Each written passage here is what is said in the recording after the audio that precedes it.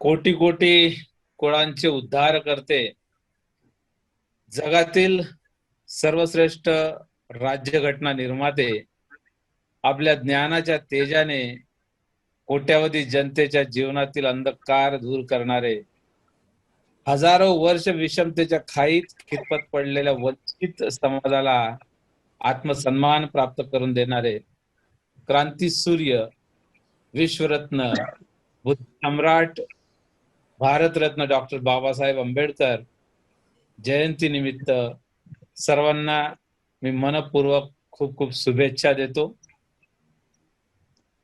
संबोधी फाउंडेशनच्या बाबतीत आपणास आमचा परिचय मी करून देऊ इच्छितो. गेल्या 5 वर्षापासून विविध सामाजिक शैक्षणिक क्षेत्रात वेगवेगळ्या प्रकारची कामगिरी आमच्या माध्यमातून होत आहे.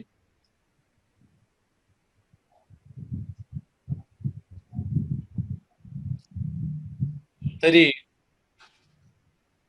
विद्यार्थ्यांची गुणवत्ता असेल किंवा विद्यार्थ्यांनी केलेली शैक्षणिक क्षेत्रातील भरीव कामगिरी, त्यांचं जे काही योगदान असेल, त्यांचा गुणगौरव, ते विद्यार्थ्यांसाठी विविध स्पर्धेंचं आयोजन, अशा वेगवेगळ्या प्रकारचे उपक्रम आम्ही दरवर्षी हाती घेत असतो. यंदा या लॉकडाऊनच्या निमित्ताने आम्हाला प्रत्यक्ष एकमेकांच्या भेटी घेता येत नाहीयेत आणि त्यामुळे आज या व्हिडिओ कॉन्फरन्सिंगद्वारे आपण एका व्याख्यानाचं आयोजन केलेलं आहे.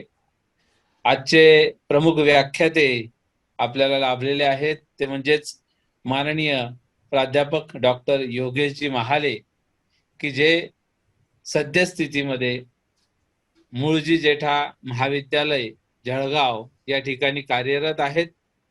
वेगवेगळ्या सामाजिक क्षेत्रात देखील त्यांनी आपल्या कार्याचा ठसा उमटवलेला आहे. आंबेडकरी लिखाण असेल किंवा आंबेडकरी चळवळ असेल, यापासून देखील ते दूर राहिलेले नाहीयेत. तर मी लगेचच प्राध्यापक डॉक्टर योगेशजी महाले यांना आमंत्रित करतो की त्यांनी या व्याख्यानाला सुरुवात करावी. या तत्पूर्वी व्याख्यानासाठी उपस्थित सर्व मान्यवर, विविध शाळांचे मुख्याध्यापक, प्राचार्य आणि विविध शैक्षणिक संस्था, सामाजिक संस्थांमधील जे मान्यवर उपस्थित आहेत, त्या सर्वांचं मी शब्दसुमनांनी स्वागत करतो. प्रत्येकाचं नाव घेणं मला या ठिकाणी शक्य नाहीये, तरी क्षमस्व, आपलं सर्वांचं मी शब्दसुमनांनी या व्याख्यानात स्वागत करतो आणि लगेचच आमंत्रित करतो माननीय प्राध्यापक डॉक्टर योगेशजी महाले यांनी आपले डॉक्टर आंबेडकर यांच्याविषयीचे विचार आपल्या समोर व्यक्त करावेत. नमस्कार, सप्रेम जय भीम. संबोधी फाउंडेशनच्या वतीनं महामानव डॉक्टर बाबासाहेब आंबेडकर यांच्या 130व्या जयंतीनिमित्त आयोजित करण्यात आलेल्या या व्याख्यान प्रसंगी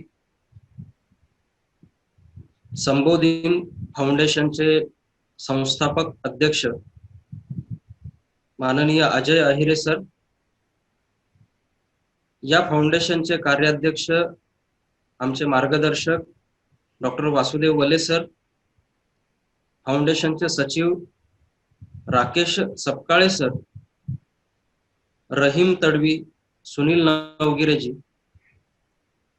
आणि या व्याख्यानाच्या निमित्तानं माझं मनोगत ऐकण्यासाठी म्हणून जमलेले सर्व बाबासाहेबांवर प्रेम करणारे सुज्ञ रसिक जन. सर्वप्रथम मी संबोधी फाउंडेशननं मला माझं मनोगत व्यक्त करण्याची संधी या निमित्तानं दिली, त्याबद्दल त्यांच्या ऋणात राहतो. संबोधी फाउंडेशन गेल्या 5 वर्षांपासून सामाजिक क्षेत्रामध्ये जे काम करता आहे, ते खरं म्हणजे आजच्या काळामध्ये अशा स्वरूपाचं काम एखाद्या फाउंडेशननं करणं ही नितांत गरजेची अशी बाब आहे, असं मला आवर्जून नोंदवावं असं वाटतं.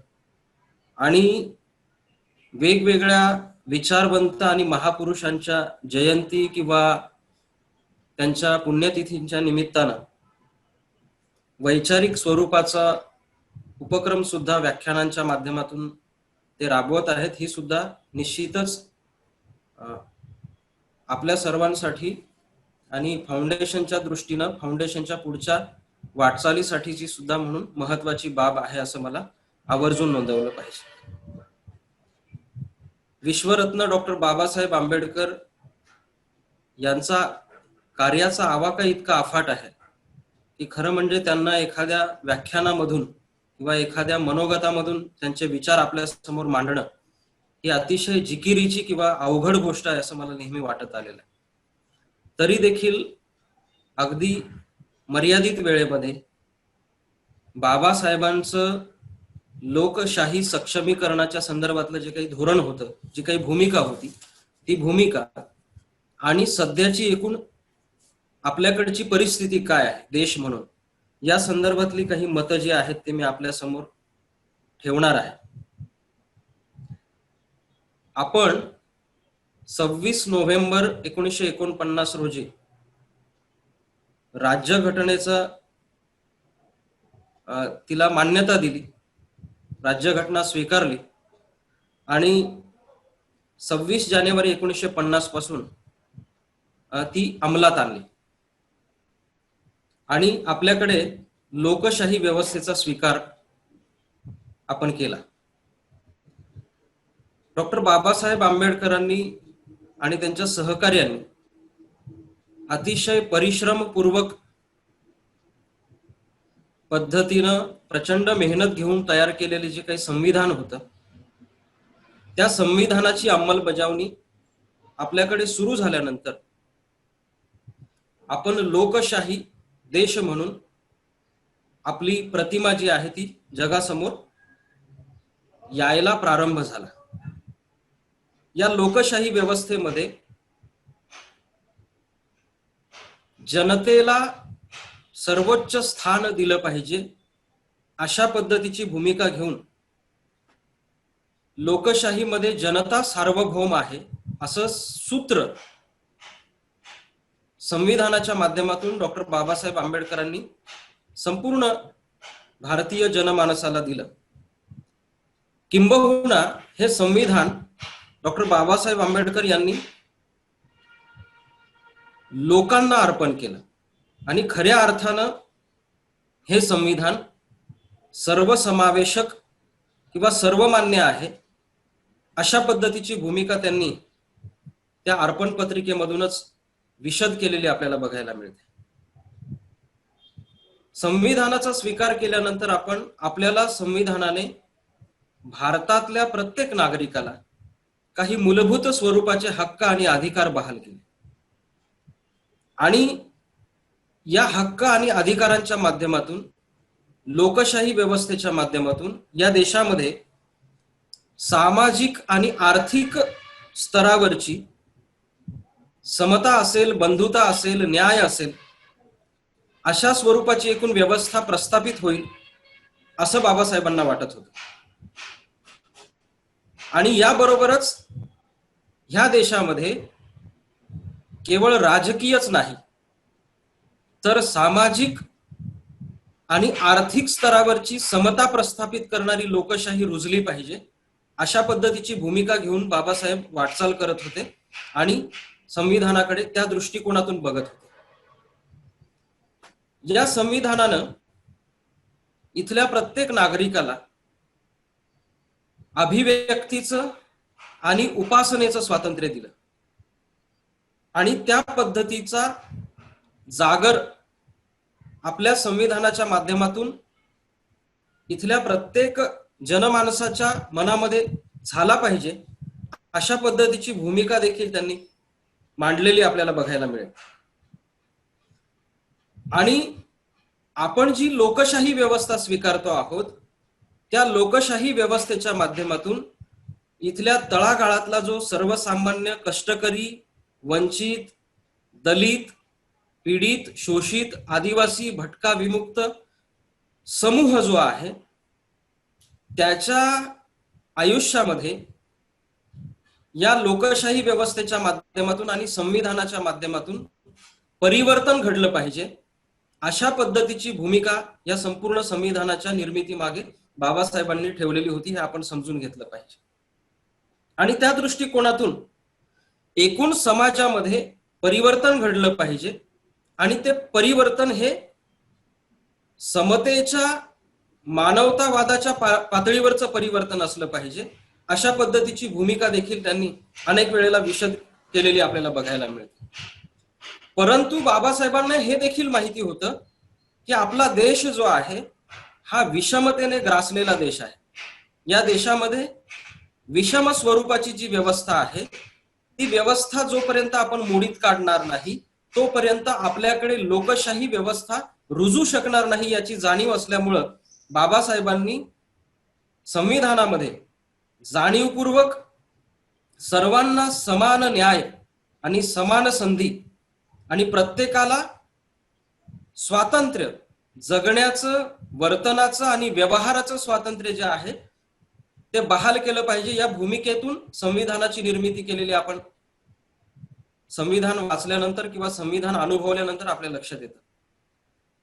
आणि आपल्याला समताधिष्ठित अशा पद्धतीची लोकशाही रुजवायची असेल तर आपल्याला विषमता मोडीत काढली पाहिजे आणि ही विषमता आपण संविधानाच्या माध्यमातून निश्चितपणे मोडीत काढू आणि संविधानावर चालत असलेली लोकशाही जर आपण अंगीकारली, ती स्वीकारली, तर येणाऱ्या काळामध्ये देशामध्ये समता आणि मानवतावाद प्रस्थापित होईल, अशा पद्धतीची भूमिका बाबासाहेबांनी त्यावेळेला घेतलेली आपल्याला बघायला मिळते.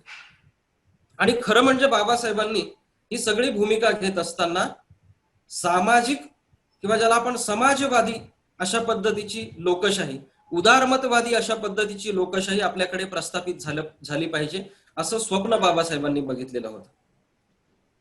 दुर्दैवानं अलीकडच्या काळामध्ये जर आपण चित्र बघितलं, म्हणजे गेल्या आपण लोकशाही व्यवस्था स्वीकारून आज 70 वर्ष उलटलेली आहेत आणि या 70 वर्षामध्ये आपण जर मागे जायला लागलो, 70 वर्ष मागे वळून पाहायला लागलो, लोकशाही व्यवस्था स्वीकारून जर इतकी वर्ष झालेली आहेत, तर आज देशाची स्थिती कशा स्वरूपाची आहे असा जर थोडा आपण विचार करायला लागलो तर आपल्या असं लक्षात येईल की आपल्या देशातल्या ज्या राजकीय व्यवस्थेकडून बाबासाहेबांना ही लोकशाही व्यवस्था अत्यंत चांगल्या पद्धतीने रुजवण्याची अपेक्षा होती, त्या राजकीय व्यवस्थेची भूमिका, राजकीय पक्षांची भूमिका ही कायम संशयास्पद राहिलेली आहे एकूण संपूर्ण या कालखंडामध्ये, असं आपल्याला बघायला मिळेल. त्याच्यामधून कुठलाही पक्ष सुटलेला नाही असं आपल्याला बघायला मिळेल. म्हणजे बाबासाहेब आंबेडकर यांच्या नावाचा आणि यांच्या प्रतीकाचा वापर करून केवळ स्वार्थ केंद्री अशा पद्धतीचं राजकारण करण्याचा जाणीवपूर्वक प्रयत्न इथल्या राजकीय व्यवस्थेने केलेला आपल्याला बघायला मिळतो. खरं म्हणजे बाबासाहेबांना हे अभिप्रेतच नव्हतं. बाबासाहेब कायम असं म्हणायचे की इथल्या राजकीय व्यवस्थेतल्या पुढाऱ्यांनी सर्वसामान्य पीडितांच्या आणि शोषितांच्या आयुष्यामधला जो अंधकार आहे तो दूर करण्यासाठी राजकारण केलं पाहिजे आणि ते राजकारण न करता ते समाजकारण असलं पाहिजे, अशा पद्धतीची भूमिका बाबासाहेब मांडत होते. दुर्दैवानं अत्यंत स्वार्थी अशा पद्धतीचं राजकारण गेले अनेक वर्ष आपण देशामध्ये पाहतो आहोत.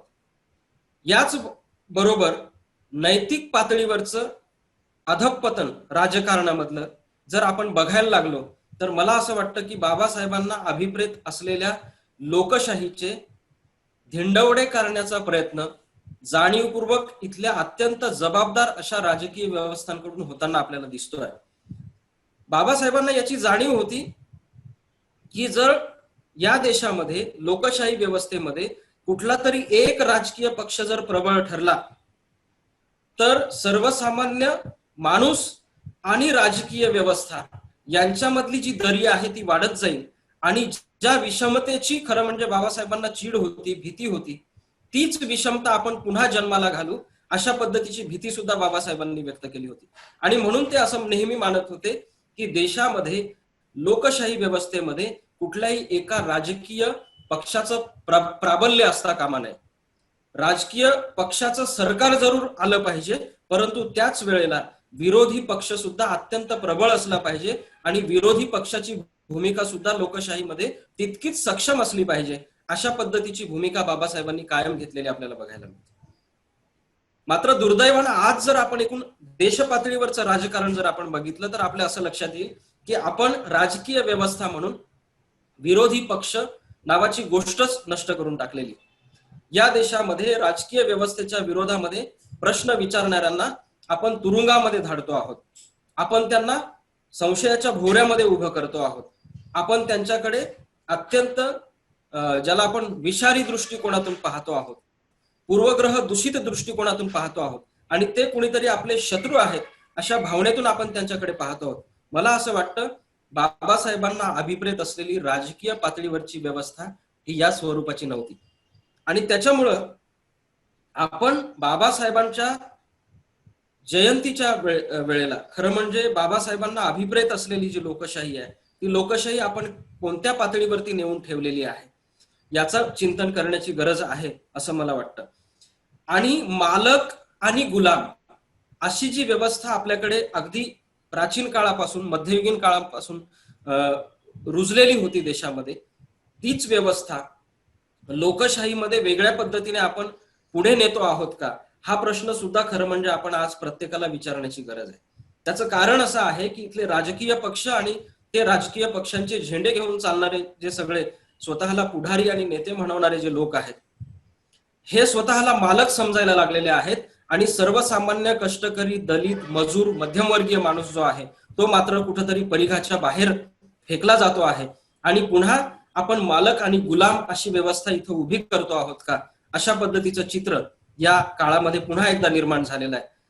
आणि त्याच्यामुळं बाबासाहेबांनी जे म्हटलेलं होतं राज्यघटना या देशाला अर्पण करत असताना, या देशातल्या लोकांना अर्पण करत असताना घटना समितीमध्ये आणि लोकसभेमध्ये किंवा विधिमंडळामध्ये आपली भूमिका मांडत असताना बाबासाहेब असं म्हणाले होते की जर या संविधानाचा अंमल आणि स्वीकार जर नीटपणे आपण देश म्हणून करू शकलो नाही, समाज म्हणून करू शकलो नाही, तर हे संविधान कुचकामी ठरेल आणि हे संविधान जाळणारा मी या देशातला पहिला व्यक्ती असेल, अशा पद्धतीची भूमिका त्यावेळेला बाबासाहेबांनी घेतलेली होती.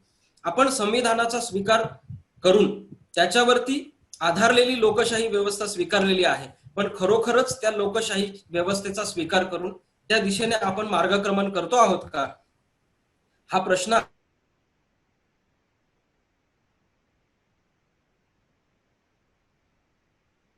बाबासाहेबांनी संविधानाची निर्मिती करत असताना सर्वसामान्य माणूस संविधानाच्या वेळेला संविधानाच्या केंद्रस्थानी ठेवलेला होता आणि सामाजिक पातळीवरची ध्येय धोरणं जी आहेत ती सर्वसामान्य माणसासाठी असली पाहिजेत, अशा पद्धतीची भूमिका बाबासाहेबांनी घेतलेली होती. आणि त्याच्यामुळे बाबासाहेबांना अभिप्रेत असलेली लोकशाही ही मूल्याधिष्ठित स्वरूपाची होती, समाजवादी स्वरूपाची होती आणि कायम आपण स्वीकारलेली लोकशाही ही मूल्याधिष्ठित स्वरूपाची असली पाहिजे, समाजवादी स्वरूपाची असली पाहिजे, अशा पद्धतीची भूमिका घेऊन बाबासाहेबांना या देशातल्या लोकांनी वाटचाल केली पाहिजे असं वाटत होतं. किंबहुना या देशामधलं जे सामाजिक पातळीवरचं परिवर्तन आहे हे परिवर्तन रक्तपाताशिवाय घडवून आणण्याचं फार महत्वाचं काम बाबासाहेबांनी केलं. म्हणजे संविधानाच्या माध्यमातून कुठल्याही प्रकारचा संघर्ष उभा राहणार नाही याची काळजी बाबासाहेबांनी घेतली. मात्र तेच संविधान आज आपण प्रतीक म्हणून वापरून बाबासाहेबांना अभिप्रेत असलेलं जे सामाजिक उत्थान आहे, सामाजिक परिवर्तन आहे, त्याला फाटा देतो आहोत की काय, अशा प्रकारची परिस्थिती आपल्याकडे निर्माण झालेली. बाबासाहेब केवळ संविधान देऊन थांबले नव्हते, तर संविधानाच्या माध्यमातून या देशामध्ये समता, विज्ञान निष्ठा प्रस्थापित करण्यासाठी म्हणून त्यांनी कृती कार्यक्रम दिलेला होता. दुर्दैवानं आज कोणते राजकीय पक्ष, कोणत्या राजकीय संघटना बाबासाहेबांनी दिलेला कृती कार्यक्रम जो आहे तो अंमलात आणता आहेत असं जर आपण बघायला लागलो तर कुठेही तसं समाधानकारक चित्र आपल्याला दिसत नाही. म्हणजे अनेक राजकीय पक्षांनी केवळ आपल्या स्वार्थासाठी म्हणून, आपल्या तुंबड्या भरण्यासाठी म्हणून या संपूर्ण व्यवस्थांचा पद्धतशीर वापर केलेला आपल्याला बघायला मिळतो. आणि बाबासाहेबांना कायम असं वाटत होतं की या देशातली जर विषमता आपल्याला नष्ट करायची असेल तर ती लोकशाहीच्या माध्यमातूनच ती नष्ट होऊ शकते. लोकशाही स्वीकारलेल्या इथल्या प्रत्येक माणसाने जर समतेचा आणि मानवतावादाचा मूलमंत्र स्वीकारला आणि तो एकमेकांमध्ये रुजवण्याचा प्रयत्न केला तर निश्चितपणे आपण ही विषमतेची दरी नष्ट करू आणि एका ज्याला आपण समान पातळीवरती इथला प्रत्येक माणूस जो आहे त्याला आणू, अशा पद्धतीची भूमिका बाबासाहेबांनी घेतलेली होती. मात्र आज एकूण राजकीय आणि सामाजिक पातळीवरची देशाची आपण परिस्थिती बघितली तर ह्या भूमिकेचा कुठेतरी घात होतो आहे की काय, अशी एकूण अवस्था आपल्याकडे निर्माण झालेली बघायला मिळते. बाबासाहेब हे सगळं सांगत असताना किंवा ही भूमिका मांडत असताना आणखी एक मुद्दा ते मांडू पाहत होते आणि ते असं म्हणत होते की इथल्या मुठभर लोकांकडे आपल्याला अधिकारांचं केंद्रीकरण होऊ देता कामा नये. आपल्याला इथले संविधानाने दिलेले जे हक्क आहेत, अधिकार आहेत, या अधिकारांचं आणि हक्कांचं विकेंद्रीकरण झालं पाहिजे. ते तळागाळापर्यंत तिथल्या माणसांपर्यंत पोहोचले पाहिजेत. ही भूमिका बाबासाहेबांची होती. मात्र असं जर झालं नाही तर लोकशाही व्यवस्था कोसळल्याशिवाय राहणार नाही, अशा पद्धतीची भूमिका सुद्धा किंवा भीती सुद्धा बाबासाहेबांनी त्यावेळेला व्यक्त केली होती. मात्र आज चित्र आपल्याला काय दिसतंय, आज आपण ही जी संपूर्ण बाबासाहेबांना अभिप्रेत असलेली जी समतेवरती उभी राहू इच्छिणारी जी लोकशाही व्यवस्था होती, ती लोकशाही व्यवस्था आज कुठल्या टप्प्यावरती आहे, तर आपल्याला असं बघायला मिळेल की अत्यंत मोजके लोक या देशामध्ये आपलेच निर्णय, आपल्याच भूमिका संपूर्ण देश पातळीवरच्या सर्वसामान्य माणसांवरती लादण्याचा प्रयत्न करतायत आणि त्या स्वीकारल्या गेल्या पाहिजेत अशा पद्धतीची भूमिका मांडतायत. म्हणजे इथं आपल्याला वर्तनाचा अधिकार राहिलेला नाही, आपल्याला अभिव्यक्तीचा स्वातंत्र्य राहिलेला नाही, आपल्याला भूमिका मांडण्याचा अधिकार राहिलेला नाही. म्हणजे व्यवस्थेच्या विरोधामध्ये जो कोणी भूमिका मांडत असेल त्याच्या संदर्भातले प्रश्न आपण उपस्थित करू लागलेलो आहोत. मला असं वाटतं की बाबासाहेबांना अशा पद्धतीची लोकशाही अभिप्रेत नव्हती, तर त्यांना इथल्या अभिव्यक्तीचं स्वातंत्र्य जे आहे ते इथल्या प्रत्येक माणसाला असलं पाहिजे असं कायम वाटत होतं. दर्जाची आणि संधीची समानता जी आहे ती लोकशाही व्यवस्था सक्षम करण्यासाठी आवश्यक आहे असं बाबासाहेब म्हणत होते. आणि ती जर आपण स्वीकारली नाही तर आपण लोकशाही व्यवस्था म्हणून देश जगाच्या पातळीवरती मोठ्या दिमाखाने आपली लोकशाही मिरवू शकणार नाही असं बाबासाहेबांना वाटत होतं. मात्र आजचं चित्र काय आहे, तर आज मात्र आपण दर्जा आणि संधी ह्या कोणत्या लोकांना बहाल केलेल्या आहेत, किती लोक त्याचा लाभ घेत आहेत, किती लोक या दर्जा आणि संधीच्या समानतेपासून वंचित राहिलेले आहेत, असा जर आपण विचार केला तर मला असं वाटतं की चित्र फारसं आशादायक नाहीये.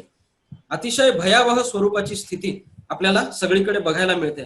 आणि त्यामुळं मला असं वाटतं की बाबासाहेबांनी लोकशाही व्यवस्था स्वीकारण्याच्या वेळेला मांडलेली जी भूमिका आहे ती आपण सगळ्यांना नीटपणे समजावून सांगण्याची गरज आहे, ती आपण सगळ्यांपर्यंत घेऊन जाण्याची गरज आहे. आणि ती जर आपण घेऊन गेलो आणि ती जर सर्वांपर्यंत पोहोचवण्याचा आपण प्रयत्न केला, जागरूक नागरिक म्हणून किंवा बाबासाहेबांचे सच्चे अनुयायी म्हणून जर आपण प्रयत्न केला तर निश्चितपणे आपण बाबासाहेबांना अभिप्रेत असलेली लोकशाही रुजवणाऱ्या शिलेदारांमधले खारीचा वाटा उचलणारे का होईना पण शिलेदार ठरू असं मला वाटतं.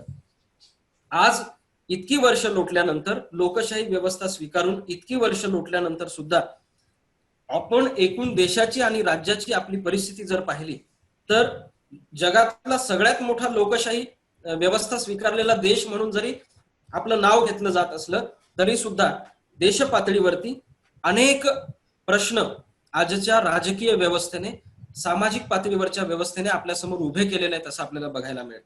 म्हणजे आपल्याला काय दिसतंय आज, तर मोठ्या प्रमाणावरती आर्थिक आणि सामाजिक पातळीवरती आपण पुन्हा विषमतेकडे वाटचाल करतो आहोत असं चित्र देश पातळीवरती उभं झालेलं आपल्याला बघायला मिळतंय. याच बरोबर वर्गीय पातळीवरची दरी वाढत जाताना आपल्याला दिसते. म्हणजे पुन्हा आपण उच्च वर्ग, मध्यम वर्ग आणि कनिष्ठ वर्ग अशा पद्धतीची वर्गीय पातळीवरची जी दरी आहे ती पुन्हा वाढवत चाललेलो आहोत अशी भूमिका आपल्याला एकूण असं चित्र जे आहे ते एकूण आपल्याला सगळीकडे बघायला मिळतं. संपत्तीचा अमाप पद्धतीचा वापर करून राजकीय पातळीवरती वेगवेगळ्या प्रकारच्या स्पर्धा आपण उभ्या केलेल्या आहेत. म्हणजे ज्या निवडणुका, खरं म्हणजे निवडणुकांकडे आणि मतदानाकडे अत्यंत महत्वाच्या लोकशाही व्यवस्थेतला महत्वाची बाजू म्हणून बाबासाहेब बघत होते. मात्र आज त्या मतदानाला जे मूल्य बाबासाहेब देत होते ते मूल्य खरंच उरलेलं आहे का, असा प्रश्न खरं म्हणजे आपण उपस्थित केला पाहिजे. आज अनेक राजकीय पक्ष अमाप संपत्तीचा वापर करून देश पातळीवरती किंवा एकूण सगळ्या व्यवस्थेमध्ये आपलं प्राबल्य निर्माण करण्यासाठी म्हणून प्रयत्न करतायत. मला असं वाटतं की ही जी काही राजकीय स्पर्धा आज निर्माण झालेली आहे त्यातून देखील अनेक प्रश्न उभे राहताना आपल्याला बघायला मिळतात. न्याय व्यवस्थेमध्ये राजकीय व्यवस्थेचा वाढत चाललेला जो हस्तक्षेप आहे तो हस्तक्षेप सुद्धा अत्यंत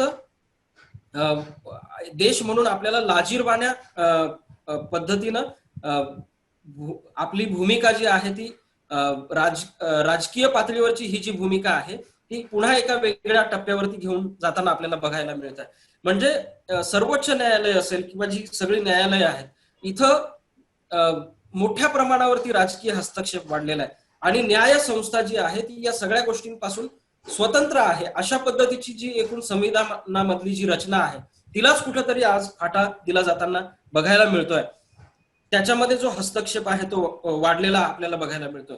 आपल्या एकूण जगण्यामध्ये एकूण सामाजिक स्तरावरती वाढलेला जो राजकीय हस्तक्षेप आहे तो पुन्हा लोकशाहीला मारक ठरतो आहे की काय अशी शंका यायला लागलेली आहे. मोठ्या प्रमाणावरती अन्याय आणि अत्याचार जे आहेत ते वाढत जाताना आपल्याला बघायला मिळत आहेत. अनेक स्तरावरती हे सगळं चित्र जे आहे ते आज उभं झालेलं आपल्याला बघायला मिळत आहे. प्रसार माध्यम ज्याला लोकशाहीचा आपण चौथा आधारस्तंभ म्हणतो ती कुठं उभी आहेत, त्यांच्या भूमिका कशा स्वरूपाच्या आहेत हे जरी गेल्या 10-15 वर्षामध्ये आपण बघितलं तरी मला असं वाटतं की आपल्या लक्षात येईल की अत्यंत संशयास्पद अशा पद्धतीच्या भूमिका आपल्या एकूण सगळ्या प्रसार माध्यमांच्या राहिलेल्या आहेत. म्हणजे मुठभर लोकांनी ही प्रसार माध्यमं विकत घेतलेली आहेत आणि जणू काही कुठल्या तरी राजकीय पक्षाचा प्रचार करणारी ही प्रसार माध्यमं आहेत की काय असा संशय वा अशी सगळी स्थिती आहे. प्रशासन राजकीय व्यवस्थेच्या वळचणीला गेलेला आहे. भ्रष्टाचार मोठ्या प्रमाणावरती वाढलेला आहे. स्त्रियांवरती होणारे अन्याय आणि अत्याचार वाढलेले आहेत आणि त्याच वेळेला माणसांमध्ये फूट पाडणारी जात मानसिकता जी आहे ती देखील आपण वाढवलेली आहे आणि म्हणून धोरणात्मक पातळीवरती आपण लोकशाहीला पुन्हा अधपतनाकडे घेऊन जातो आहोत की काय अशा पद्धतीची प्रश्न या निमित्तानं उपस्थित करावेसे वाटतायत. एकूण सगळं आपल्या आजूबाजूचं वातावरण जे आहे ते गढूळ होत आहे आणि हे वातावरण जर आपल्याला निवळायचं असेल, आपल्याला पुन्हा इथं लोकशाही व्यवस्था भक्कम करून आपल्याला मानवतावाद जो आहे तो प्रस्थापित करायचा असेल तर आपल्याला सगळ्यांना पुन्हा सजग व्हावं लागेल, जागरूक व्हावं लागेल आणि बाबासाहेबांना अभिप्रेत असलेली लोकशाही गावागावांमध्ये, तळागाळामध्ये, सर्वसामान्य माणसामध्ये, स्त्रियांमध्ये रुजवावी लागेल. तेव्हाच खऱ्या अर्थानं आपण बाबासाहेबांच्या जयंती दिनी त्यांना अभिवादन करू शकू असं मला वाटतं. या निमित्तानं मला संबोधी फाउंडेशननं माझी भूमिका मांडण्याची संधी दिली त्याबद्दल मी पुनश्च एकदा त्यांचे मनपूर्वक आभार मानतो, त्यांच्या ऋणात राहतो. मला या निमित्तानं आपण ऐकून घेतलं त्याबद्दल आपल्या सर्वांचे मनपूर्वक आभार मानतो आणि या ठिकाणी माझं हे मनोगत थांबवतो. धन्यवाद. जय भीम, जय भारत. विश्वरत्न भारतरत्न डॉक्टर बाबासाहेब आंबेडकर यांच्या 130व्या जयंतीनिमित्त आयोजित ऑनलाईन व्याख्यानचे प्रमुख वक्ते माननीय प्राध्यापक डॉक्टर योगेश महाले यांनी आपले अमूल्य वेळ देऊन आम्हाला मार्गदर्शन केले. त्यांचे संबोधी फाउंडेशन तर्फे आभार मानतो. त्याचप्रमाणे आमचे गुरुवर्य प्राचार्य डॉक्टर वासुदेव वले यांचे आम्हाला वेळोवेळी मोलाचे मार्गदर्शन लाभते, त्यांचे सुद्धा या संबोधी फाउंडेशन तर्फे आभार मानतो. तसेच या कार्यक्रमाला उपस्थित सर्व मान्यवरांचे संबोधी फाउंडेशन तर्फे आभार मानतो आणि पुढचं सूत्रसंचालन मी आयरे सरांना सांगतो. सर मनपूर्वक आभार मानतो संबोधी फाउंडेशनच्या वतीने. कारण की बऱ्याचदा आपण डॉक्टर बाबासाहेब आंबेडकर यांच्याविषयी बोलत असताना बरेच लोक त्यांच्या जीवनात घडलेले जे काही कटू प्रसंग असतील तेच सांगतात आणि त्यांचं भाषण अधिकाधिक लोकप्रिय करण्याचा प्रयत्न ते करत असतात. परंतु आपण ज्या पद्धतीने डॉक्टर बाबासाहेब आंबेडकर यांना अभिप्रेत असलेली लोकशाही आणि त्या लोकशाहीचा कशा पद्धतीने राजकीय लोक किंवा राजकीय पक्ष त्याचा विपर्यास करत आहेत, चुकीचा अर्थ काढत आहेत किंवा लोकांसमोर ते चुकीचं इंटरप्रिटेशन करत आहेत. हे अत्यंत चांगल्या शब्दात आणि अत्यंत योग्य मांडणी आपण केली. खरोखर आपले मी मनपूर्वक आभार मानतो. असाच सहवास, असंच प्रेम यापुढे देखील आम्हाला आपलं लाभेल अशी मी अपेक्षा या ठिकाणी व्यक्त करतो. आणि या ऑनलाईन व्याख्यानामध्ये सहभागी असलेले आमचे सर्व मित्र, ज्यांचं अनमोल सहकार्य आम्हाला कायम लाभत असतं, आमचे कोषाध्यक्ष सुनीलजी नवगिरे, सचिव राकेशजी सपकाळे, आर.बी. तडवी सर आणि सर्व आपले जे श्रोते आहेत की जे मागच्या व्याख्यानात देखील उपस्थित होते, त्या सर्वांचं मी मनपूर्वक आभार मानतो. आणि आजचा आपला व्याख्यानाचा कार्यक्रम या ठिकाणी संपलेला आहे असं मी जाहीर करतो. धन्यवाद. जय भीम. धन्यवाद.